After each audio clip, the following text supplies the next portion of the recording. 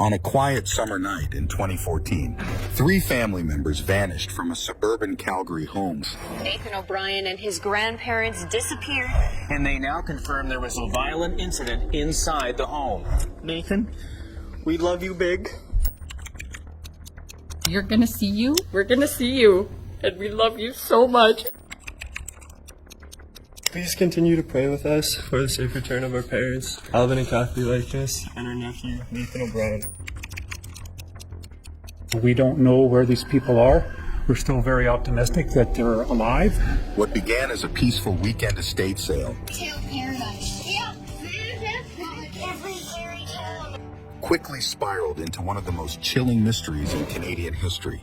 A 54-year-old man has now been formally charged with murder in the 2-week-old disappearance of a Calgary boy and his grandparents. Join us as we uncover the tormenting journey of the O'Brien and Likens families. My whole family's been murdered and he's taken the bodies. Their desperate plea for answers. Whoever has Nathan, please find it in your heart to drop off our little angel Nathan, to which he can be rescued and reunited with his brothers and his family. And the relentless pursuit of justice in the face of unimaginable loss. Welcome to our channel, your go-to channel for gripping true crime stories from around the world. Well, he had quite a fetish about adult diapers.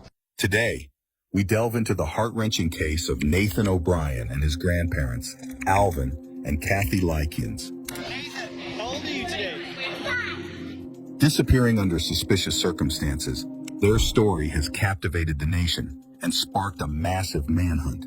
The home was not in the condition that typically it would have been left in, and there is some indication in the home that the occupants did not leave under their own volition. In this video, you'll discover the estate sale turned into a nightmare. This house, and it's covered in there are bloody handprints, pools of, and she knows immediately that something very bad has happened.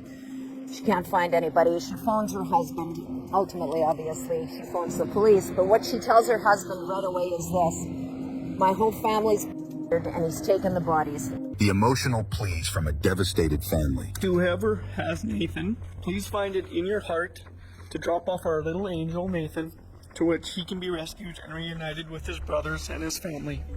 The breakthrough clue that led investigators to a rural property. Mr. Garland, can you tell us what happened to Nathan O'Brien and his grandparents? Can you tell us where they are? Don't forget to subscribe to our channel for more deep dives into true crime cases. Triple murder suspect Douglas Garland was a lonely man with few friends. Like this video if you believe in the power of community in solving crimes. To the public, our son and family could be anywhere right now. If you have any information, anything at all, please contact the police. Share your thoughts and theories in the comments below. Stay tuned, stay vigilant, and remember, every detail counts. Let's get started. Alvin Likens, 66, was an inventor and adventurous man born in a small town in Alberta. He loved going for long walks with his wife, Catherine. Kathy, 53, was born and raised in Calgary and was full of life and warmth. Alvin and Kathy met 30 years ago. Alvin was working at an oil company, and Kathy was with social services. They met in an elevator, instantly connected, and became inseparable. Alvin and Kathy were devoted parents and grandparents. They had been married for over 20 years and had a blended family. Alvin had a son from a previous relationship. Kathy had a daughter named Jennifer, and together they had a son named Jeffrey. Hi, my name's Jeff. I'm the son of Alvin and Kathy. Just a few words. I'm the sister of Jen as well. Nathan was my nephew. In 2014, Alvin and Kathy were excited to retire. They planned to move to Evansburg, a rural community in Alberta. They were preparing to move and they were retiring, starting a new phase of their lives.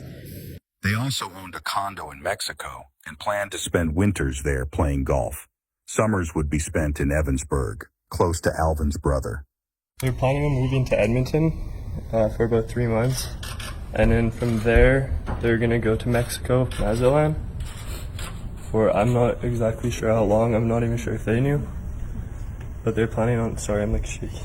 So I'm not sure how long they're planning on staying there for, but then they're planning on moving back to Edmonton because they bought a house there. To prepare for their new chapter, they put their urban Calgary home on the market and organized an estate sale at the end of June. Over a few days, hundreds of people visited their home to browse and buy. On June 29, 2014, Jennifer O'Brien took her two youngest boys, Max and Nathan, to help with the estate sale. Nathan's mom and his younger sibling had been at the residence assisting with the estate sale on Sunday afternoon. It was the last day of the sale. Nathan, who was 5 and had just finished kindergarten, loved superhero costumes, especially ones with muscle padding. Nathan? You are our superhero right now. And we're going to bring you home very soon. He went everywhere forever in costumes. I think that he actually thinks he is Superman. And we didn't even buy him clothes, we bought him costumes because he loved to dress up, and that's why we refer to him as our superhero, because I know he's strong. Alvin and Kathy also took their two grandsons to a nearby playground. He was swinging on the swings with my son and my grandchildren, and just really a joiner and very outdoorsy and gregarious.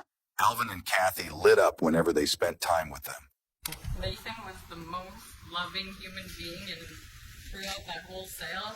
And I went there on Sunday with my son, and he was there, and people would buy stuff, and my mom was being herself, being a sales lady, and she was just so friendly to everybody. And Nathan kept saying, Grandma, you have to make sure that you tell them thank you. When the sale ended, they ordered food and watched a movie together on a pull-out sofa bed in the basement. And they spent this blissful afternoon together, ordering Chinese food with some of their proceeds from the sale. Nathan didn't want the day to end and asked if they could all sleep over. Paradise. Yeah, like every fairy tale imaginable. Jennifer put Max to bed in the upstairs bedroom and planned to stay the night herself. But Max became restless. Anyway, the little baby couldn't settle. He liked to sleep with his whole body pressed up against the slats of his crib. So she decided to take him home and return in the morning.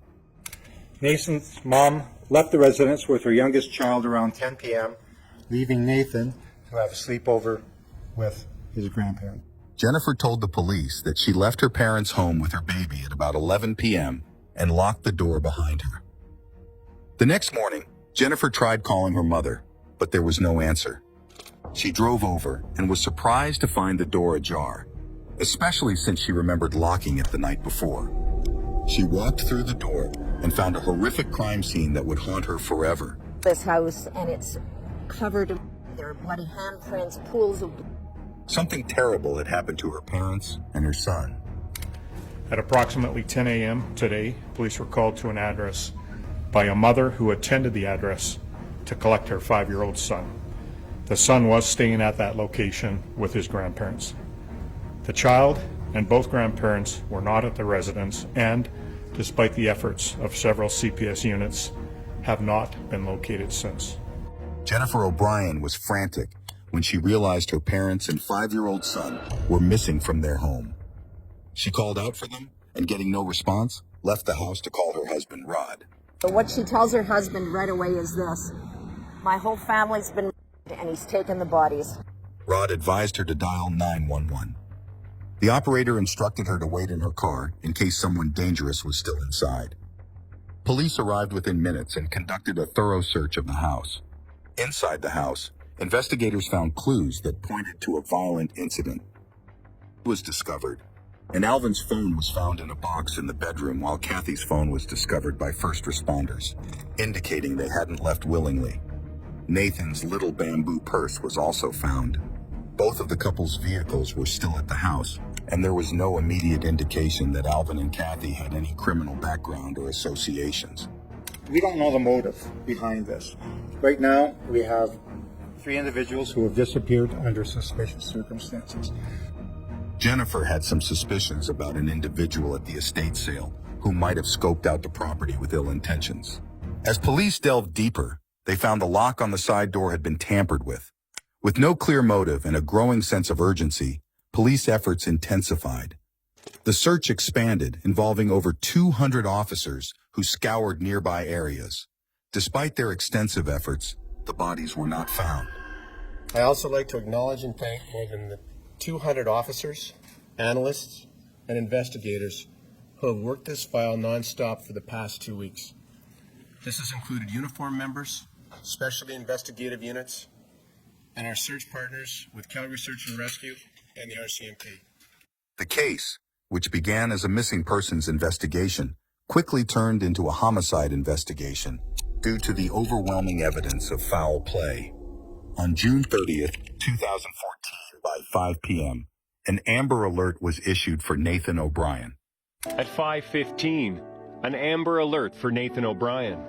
Police quickly began canvassing the neighborhood. Police go door to door. They knocked on every door in search of Nathan and his grandparents. We have canvassed the area for CCTV video. We have obtained video and we're in the process of reviewing it now. They were also focused on identifying potential suspects. Authorities considered anyone with a history of break-ins or sex offenses, as well as high-risk individuals in the area. Within hours of Jennifer O'Brien's 911 call, forensic investigators were examining the Leakins home. They documented and photographed all evidence, both inside and outside. These suspicious stains on the walkway beside the house. Investigators noticed what appeared to be drag marks, suggesting that someone had been pulled across the driveway and loaded into a vehicle. I can tell you, though, that the Forensic Crime Scenes Unit did examine some marks on the side of the house, and we're in the process of determining their relevance to the investigation. Investigators found fingerprints and fibers, but the recent estate sale had introduced many unknown people into the house, complicating the investigation. A blood spatter expert analyzed the blood found on the main floor, second level, and the lower level near the garage and family room. Using Luco Crystal Violet, she found footprints and swipe marks consistent with a mop, indicating a cleanup attempt. One blood stain in particular haunted and gave hope to the investigators. On the stairwell, there was a child's handprint. The position of the handprint indicated that Nathan was standing and moving, offering a glimmer of hope that he might still be alive. The disappearance of Nathan and his grandparents gripped the nation. Neighbors and strangers showed their support by placing flowers, cards, balloons, and teddy bears on the Leakins' front lawn.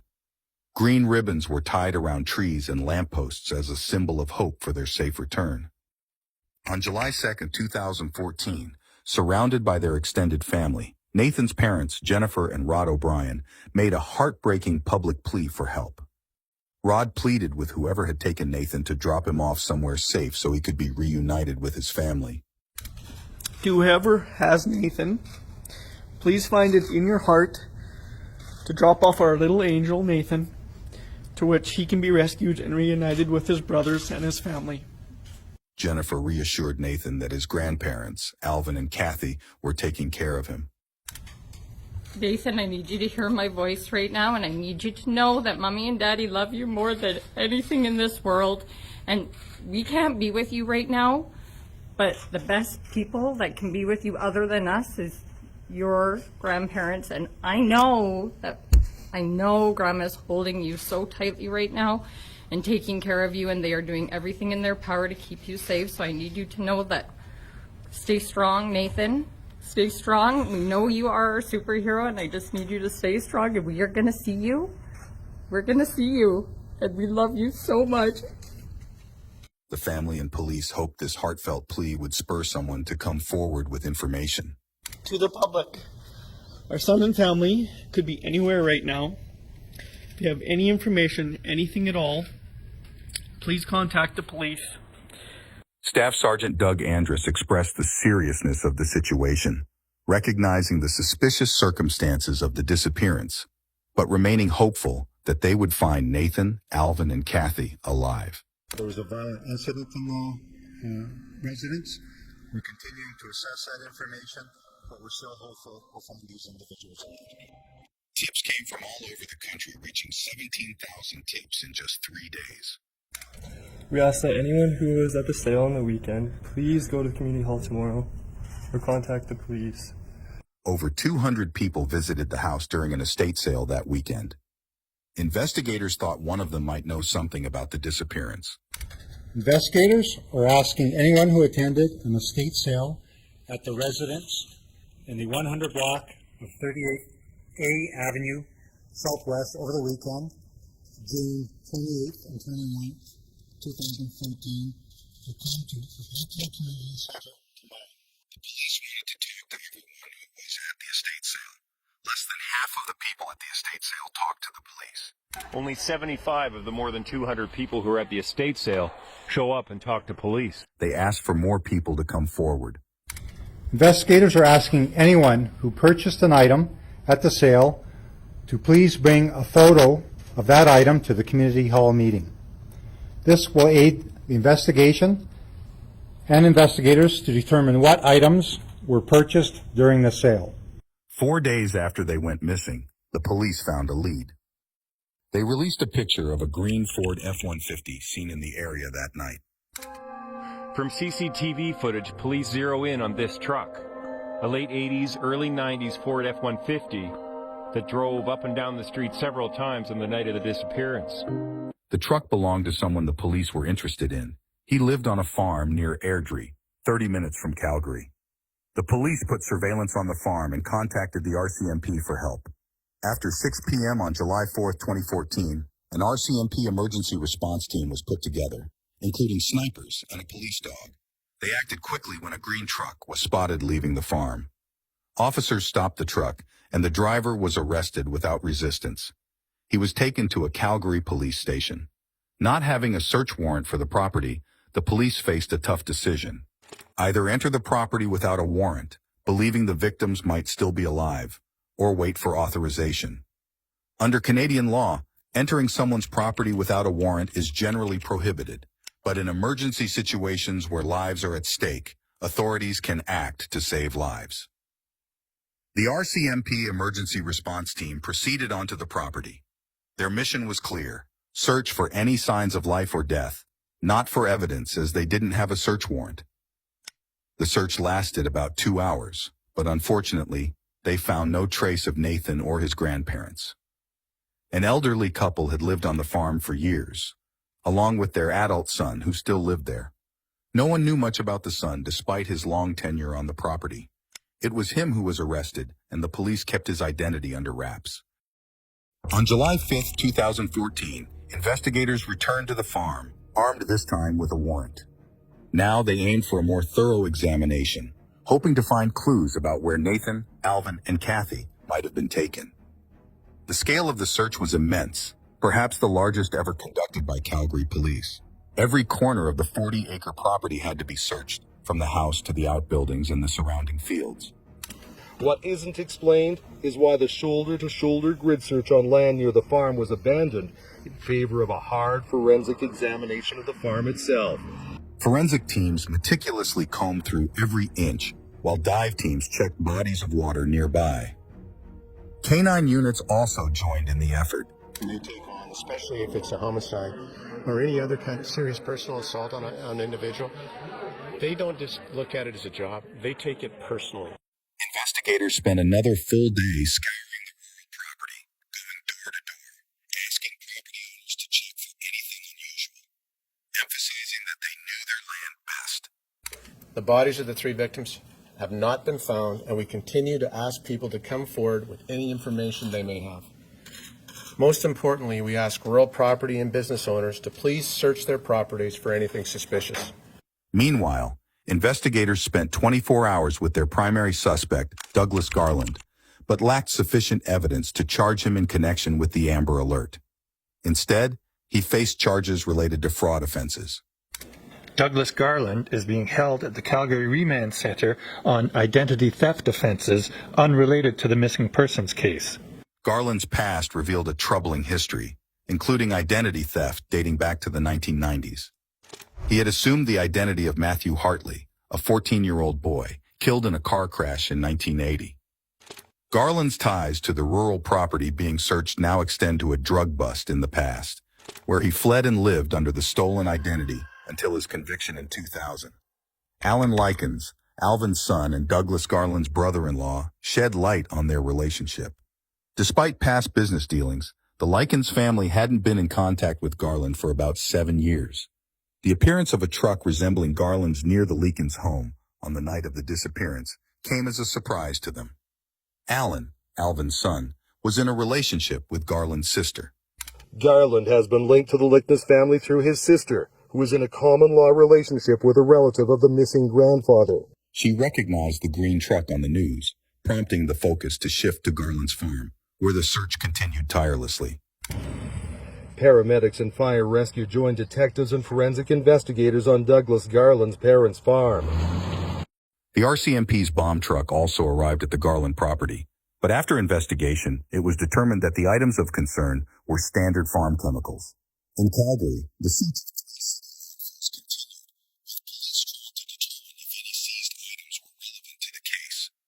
Police began searching a Calgary landfill site, what they call standard operating procedure, in a missing persons case. Police found a duffel bag containing what seemed to be weapons. Inside the bag, officers discovered unsettling items: 3 pairs of handcuffs, a knife with a sheath, and a leather baton. That night, police photographed Garland and noted 4 injuries: a forehead abrasion, an upper lip abrasion, a right thumb injury, and a large bruise on his right knee. His shoes were also seized for forensic testing. Police brought in a cadaver dog which showed intense interest in several locations, particularly around a charred burn pile and a burn barrel. Meanwhile, Garland made several court appearances on the fraud charges. I guess he's doing his best he can under these circumstances. Surprisingly, being considered a person of interest in the disappearance case, Garland was released from jail on bail set at $750. Garland had strict conditions to follow upon release. These included a curfew from 9 p.m. to 7 a.m. daily. Although Garland expressed concerns about the curfew conflicting with his farm work, the judge clarified that he would be released to transitional housing, not the farm, as it remained under police search. Garland's release didn't change his status as the primary suspect. He was under constant surveillance, with police hoping he might provide clues about Nathan and his grandparents' whereabouts. However, what followed was unexpected, a twist that would alter the course of the investigation. Despite being under constant surveillance by an elite covert team called Strike Force, Garland ventured back to the farm, defying expectations. Belief was he was trying to get rid of maybe some little more evidence. 2 days after his release, officers observed Garland driving towards his parents' property. What was supposed to be a routine traffic stop turned into a dramatic foot chase in the darkness of rural land.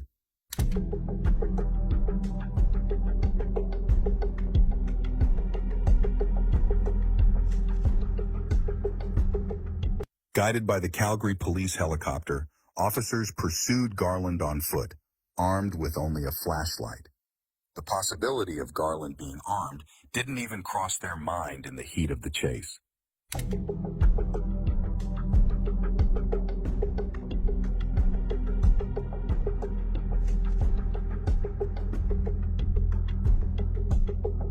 The helicopter's bright light revealed Garland crawling on his hands and knees, attempting to evade capture.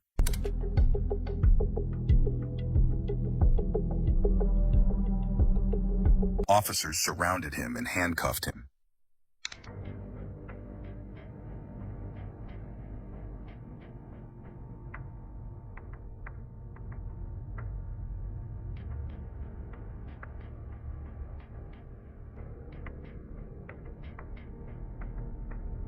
At 1:30 in the morning on July 14, 2014, Douglas Garland was back in custody, this time charged with murder.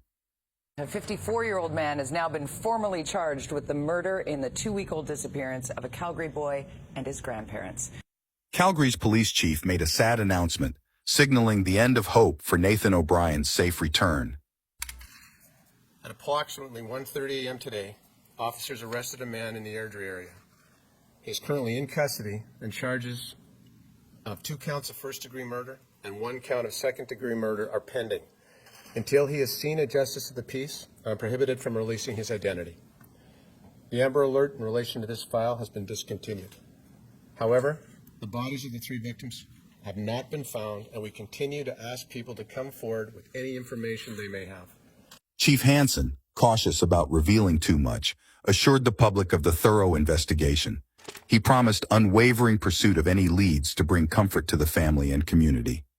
That night, as Garland faced formal charges, he remained silent, declining to answer pressing questions. Mr. Garland, can you tell us what happened to Nathan O'Brien and his grandparents? Can you tell us where they are? Do you plan to help police find Nathan O'Brien for returning to his spirit? Do you have anything at all that you'd like to say? Mr. Garland, do you want to make any comment? As the investigation progressed and time passed, more details emerged about the accused triple murderer. Triple murder suspect Douglas Garland was a lonely man with few friends. Douglas Garland struggled with attention deficit disorder, ADD. Despite this, he was intelligent with aspirations of becoming a doctor. Fighter's son was a highly intelligent man and who was a very handy man on the farm as well, constantly fixing items like the washing machine and dishwasher that broke. He even attended medical school in Alberta for a year before experiencing a breakdown and running afoul of the law. You know, and they always say highly intelligent, which he obviously was, a loner, no friends. Garland's criminal record stretched back to 1988, primarily for property crimes. However, during the 1990s, he became involved in methamphetamine production, leading to a run-in with the RCMP. Fleeing to British Columbia, he assumed the identity of Matthew Kemper Hartley, a deceased 14-year-old boy, and even secured employment in a chemical laboratory under false credentials. After another breakdown in 1997, Garland obtained insurance benefits using the assumed identity. Arrested by the RCMP in 1999, he pleaded guilty to drug offenses and charges related to identity theft, serving a short federal prison sentence. Returning to live with his parents on their farm, Garland maintained weekly psychiatric appointments in Calgary, which he missed on the day Nathan, Alvin, and Kathy disappeared.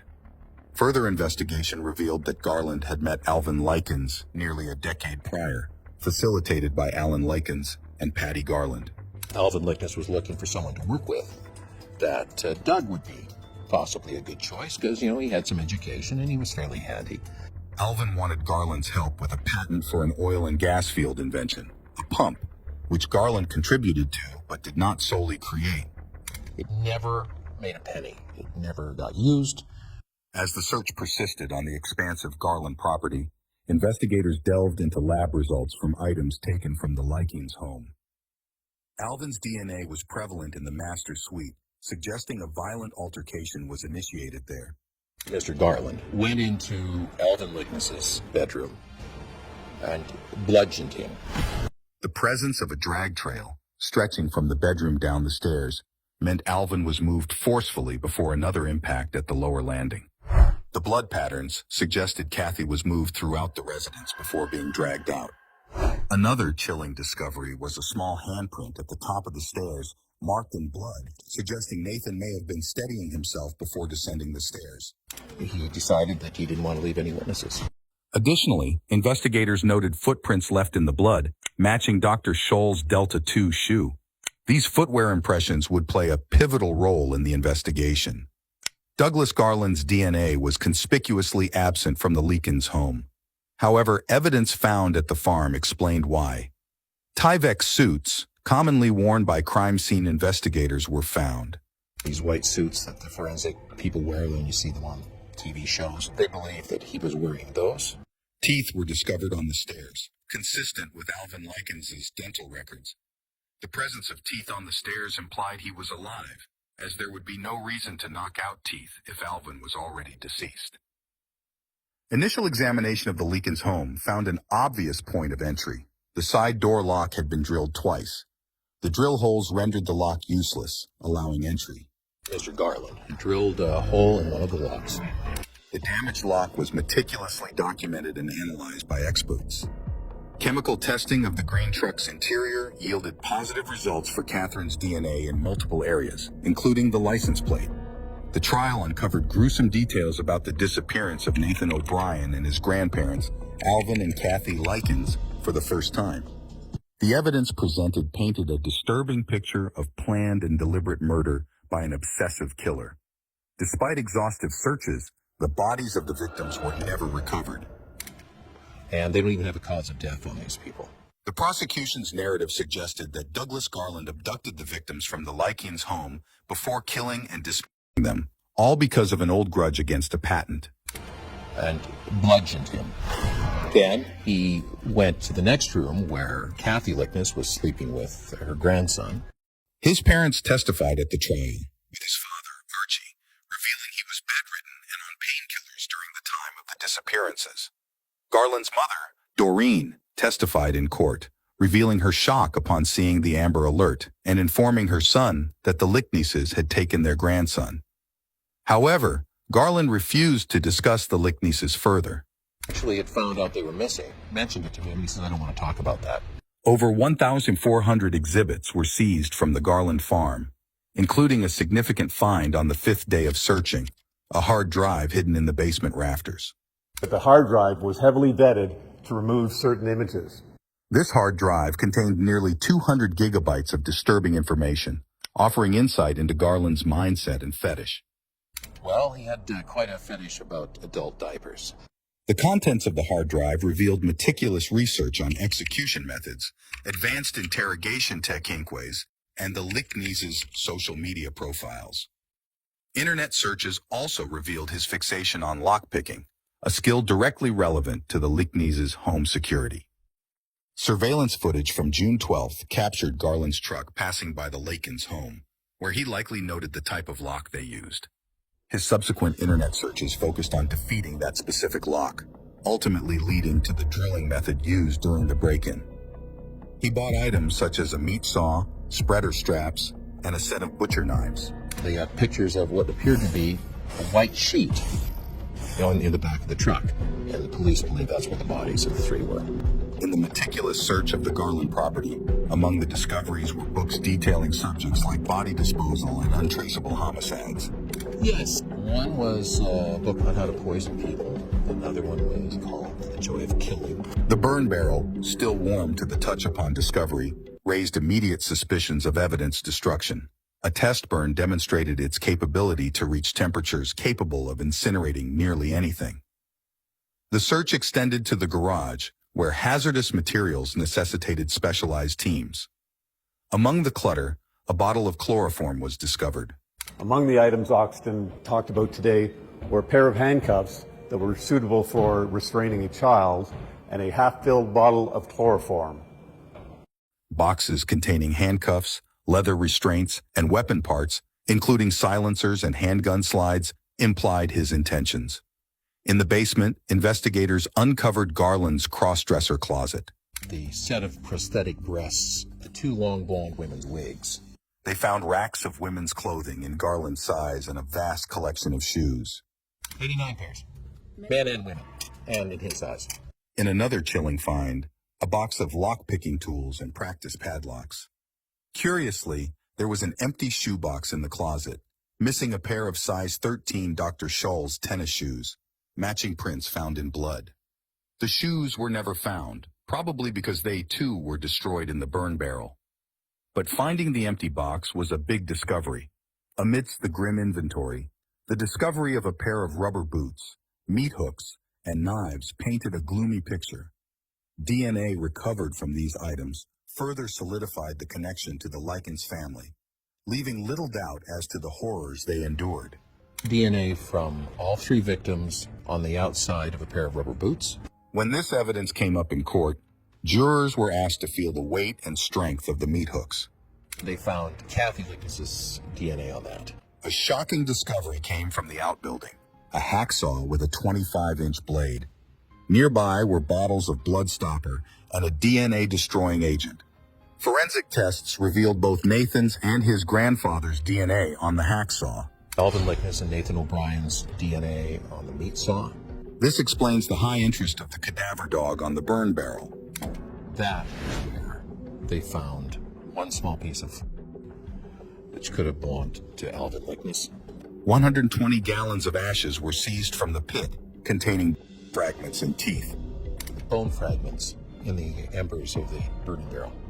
Despite efforts, forensic dentistry could only confirm one tooth as belonging to a child, estimated to be between 2.5 to 12 years old. The age range Nathan O'Brien fell into. These were from a 5-year-old boy, so he burned everybody. For weeks, the trial endured a relentless onslaught of horrific evidence. However, the most gut-wrenching revelation came from aerial mapping photos taken above the Garland farm on July 1st, 2014.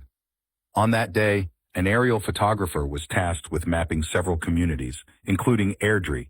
The pilot's high-tech camera snapped new pictures every few seconds. These million-dollar cameras usually capture aerial shots we're familiar with, like squares showing tiny buildings. Justice David Gates ultimately ruled the pictures would not be made public. These images, never made public and sealed by the courts, showed the bodies of Alvin, Catherine, and Nathan lying in the grass near 2 sheds. They were unclothed except for adult diapers.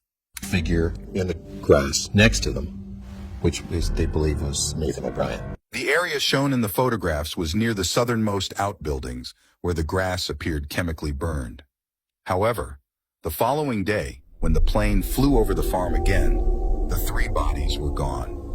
The prosecution contended that Garland meticulously orchestrated the kidnapping, torture, and murder of Alvin and Kathy, and Nathan was tragically caught up in his plan.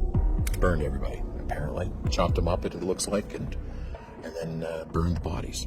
After just 8.5 hours of deliberations, the jurors reached unanimous decisions.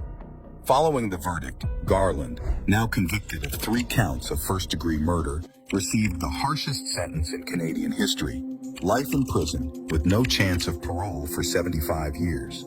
However, Garland's story didn't end there. Shortly after his sentencing, he was attacked by fellow inmates in the Calgary Remand Center, sustaining minor injuries. This incident was captured on CCTV. Weeks later, upon his transfer to a federal prison, he suffered a second assault, leaving him unresponsive in his cell. Despite his conviction, Garland appealed both his verdict and sentence. The Alberta Court of Appeal ultimately upheld Garland's convictions and the sentence, deeming it appropriate given his lack of remorse and the incomprehensible nature of his crimes. The heartbreaking saga of Nathan O'Brien and his grandparents, Alvin and Kathy Lekens, reached a tragic conclusion with the arrest and conviction of Douglas Garland. The evidence collected, from the bloodstains in the Likens home to the critical identification of the green Ford F-150, pieced together a depressing story of premeditated violence. Despite the enormous efforts of law enforcement and the outpouring of public support, the bodies of Nathan and his grandparents were never recovered, leaving a permanent void in the hearts of their loved ones. Thank you for joining our channel on this deep dive into the tragic case of Nathan O'Brien and his grandparents. If you found this video compelling, please like this video and share it with your friends to raise awareness about the importance of community in solving crimes. Don't forget to subscribe to our channel for more insightful looks into the most gripping cases from around the world. Stay tuned, stay informed, and most importantly, stay safe. Thank you for watching, and we'll see you in the video.